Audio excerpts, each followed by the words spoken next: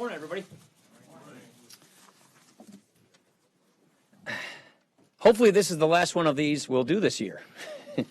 Hopefully. With that in mind, I'd like to start by talking about my top priority for 2016. Last week at the Library of Congress, I outlined my vision for a confident America, here at home and abroad. The current approach isn't getting us there. So we need to offer the country a real alternative in the form of a bold pro-growth agenda. This morning, I told our members at our conference, this agenda will be our focus in the new year. I've asked each of our members to bring their ideas to the table so we can get started early next year. Over the last 6 weeks, I believe that we have made a very, very good down payment on this project. We've enacted the first long-term transportation bill in more than a decade. We've enacted the biggest reform of our education system in 25 years, driving power back to the states, school districts, and our students. We've enacted a bipartisan defense bill that requires the president to put forward a real, comprehensive plan to defeat ISIS. Tomorrow, we will pass a customs enforcement bill. This is a bill that I had negotiated while being Ways and Means chair. It's the most comprehensive rewrite of our customs laws in a generation. This will help American workers and businesses compete on a level playing field. We have done all of this while opening up the process and returning to regular order. I've talked about how conference committees have been an endangered species here in Washington.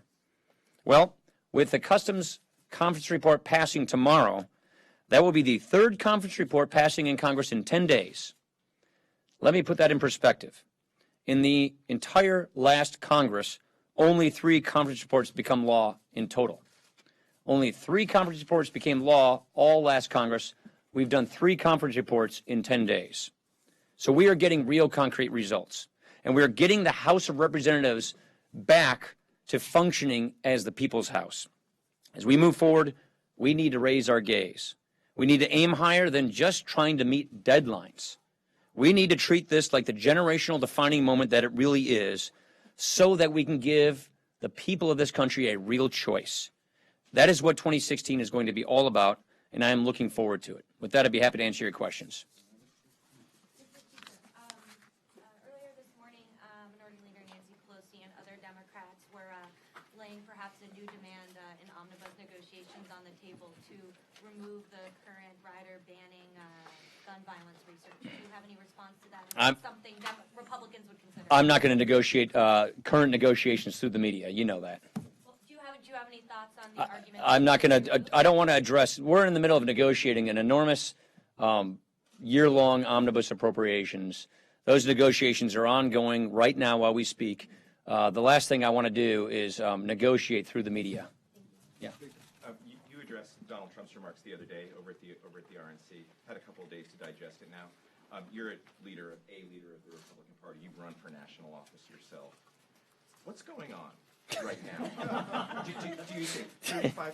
The latest polls, for what they're worth, say that 35% of Republican primary likely voters support Donald Trump. What's going on? I'm not going to comment on that. I'm focusing on making this place work. I'm not going to weigh in.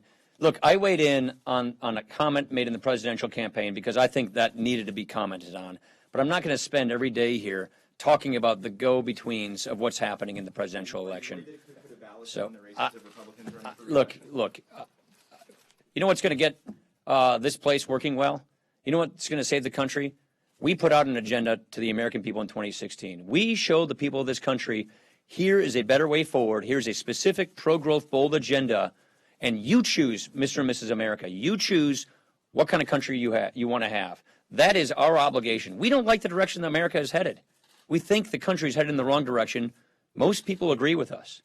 And so we have an obligation. We have a duty to lay that positive vision out for the country, and that's what we're going to do in 2016. Chad. Take us down the rabbit hole here a little bit. What happened when the plan was, I was told a week ago we were going to try to have the bill out over last weekend. That didn't happen. Then we were going to have the House in session this weekend. That was peeled back within 24 hours. Now, we're looking at maybe the middle of next week. Walk us through what happened and why there's a delay. We want to get it right. We don't want to rush legislation, especially big legislation like this omnibus appropriations. This is something I more or less inherited from the last regime, And I don't want to rush things through here. I want to get it right. We've always had the third week of December on our calendar as a week that we would potentially be in session. So we didn't want to come up against an arbitrary December 11th deadline and rush something. We're negotiating. What we realized is we didn't have to keep our members here on Saturday and Sunday while we continue to negotiate. What was that tripwire that? There really wasn't a tripwire, only that I wasn't going to let December 11 be an arbitrary deadline that made us rush legislation. We want to get it right. Luke. Brian, it seems that every one of these big spending bills gets about 80 members of your conference, and there's a sizable amount referred to as the hope yes, vote no folks. Representative Tom Cole said that those folks actually hurt your negotiating position because Nancy Pelosi can sit across the table and say, hey, you can only provide 80 votes. Do you feel that way? I just don't want to comment on negotiating strategies or what it is that we're doing or how our votes are going. I think our members understand the situation quite well. Look, we're not going to get everything we want in negotiations. The Democrats aren't going to get everything they want in negotiations. But I believe that we will successfully complete these negotiations. You want more than 80, though. I mean, Mr. Scalise did send out a memo Look, saying, get on board. I don't want to comment on the internal deliberation, and we're not going to rush it. We're going to get it right. And so the deadlines, look, deadlines come and deadlines go. We want to make sure that we get it right, and that is why we're trying to get these deliberations and these negotiations going the right way without having some artificial deadline to get us. Alan. As far as 2016, as you started, your comments, the tax overhaul, would that be number one? Do you intend to move bills or just put another bill on the table? This is something we're going to be deliberating in our retreat and thereon after. So I'm not going to be the Speaker of the House dictating exactly how we assemble our agenda and what's in the agenda. What I am doing is creating a format, a structure for our members to come together and participate in how to build a pro-growth agenda and lay it out for the country. So that is a decision we're going to make jointly as a conference. It's one of the things I'm trying to do in this position is not hold power so closely, but to decentralize it so that all of the members of our conference, so that all members of Congress have an ability to truly participate in this situation, in assembling this agenda. And so that's why I'm not going to answer questions I don't have answers to, because I'm not going to be the only one making these decisions. I want my colleagues joining me in making these decisions.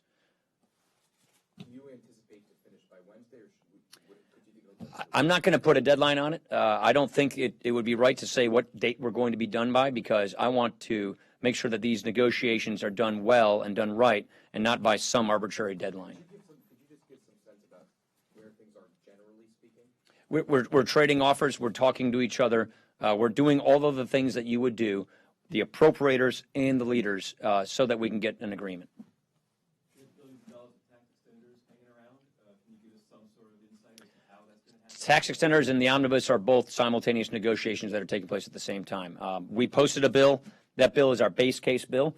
We will pass that bill if we cannot get an agreement on a bigger package. Mr. Speaker, the San Bernardino briefing today, what questions do you go in with, and what do you hope to hear? I received a briefing at the beginning of the week, so I asked most of my questions on the FBI and other intelligence officials. What I wanted to do is give all members of Congress access to the same briefers that I received at the beginning of the week so that they can get answers to their questions. How about back there? Thank you, by the way. Yeah, I know most of you, but, if you could keep doing that, that'd be helpful. How is that going to fit with the presidential candidates? They're two independent avenues, but obviously this program that you want to come up with is pretty substantial. We've given a lot of thought to that. I've been on a ticket. I'm familiar with how this works. I don't think that we have the time to wait until a nominee arrives, which could be as late as, I don't know, June or July, to then come up with an agenda to show the country who we are and what we believe in.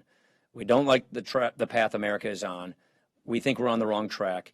We have an obligation to show a better way forward, and we have something to say about that. So I think that we're going to do this earlier, because I just think it's wrong to wait that long. I don't think we had the luxury of waiting. And what I learned in presidential campaigns is you have to start talking about these issues early and often, so that people understand what kind of choice they're truly being given. Last question. Thank you, Mr. Speaker. It's Lisa Metzger from the LA Times. I just wanted to back up. Something you said earlier in the week was that you would go ahead and support the Republican nominee, whoever that is. Can you just talk about the importance of that? Sure. Why you believe you may not know this, but as Speaker of the House, I'm the chairman of the Republican National Convention. So I chair the convention. So I'm going to be neutral, in the presidential election, in the nominating process, because I'm the chair of the convention. So I'm not going to say who I'm for or who I'm against.